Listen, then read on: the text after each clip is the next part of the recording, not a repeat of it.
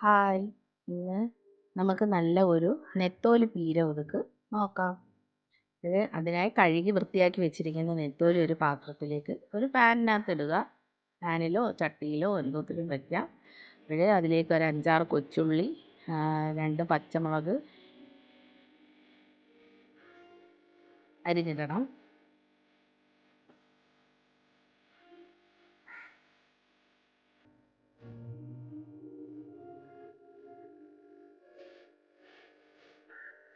പിന്നീട് അതിലേക്ക് കുറച്ച് ഉപ്പും വെള്ളവും ഒഴിച്ച് നമുക്കിത് വേവിക്കാനായിട്ട് വയ്ക്കാം.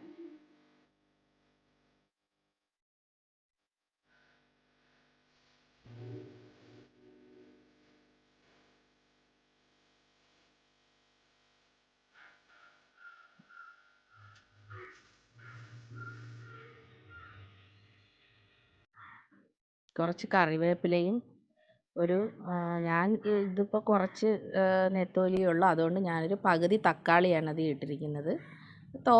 കൂടുതൽ നെത്തോലി ഉണ്ടെങ്കിൽ നമുക്ക് അതിനനുസരിച്ച് തക്കാളി ചേർത്ത് കൊടുക്കാം. എന്ന് വെച്ച് കഴിഞ്ഞാൽ നമ്മളതിൽ പുളിയൊന്നും ചേർക്കുന്നില്ല, അപ്പോൾ ഈ തക്കാളിയുടെ പുളി മാത്രമേ അതിൽ വരുന്നുള്ളൂ. അപ്പോൾ മീനനുസരിച്ച് നമ്മൾ തക്കാളി അതിൽ ഇട്ട് കൊടുക്കാം. ഇനി ഇതിൻ്റെ അരപ്പിന് വേണ്ടിയിട്ട് തേങ്ങ, പിന്നെ കുറച്ച് മഞ്ഞൾപ്പൊടി, കുറച്ച് കൊച്ചുള്ളിയും ഒരു ചെറിയ പീസ് ഇഞ്ചി, കുറച്ച് മഞ്ഞൾപ്പൊടി,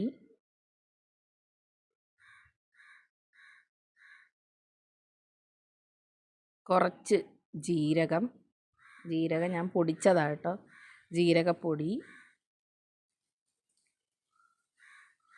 കുറച്ച് കുരുമുളക് പൊടി,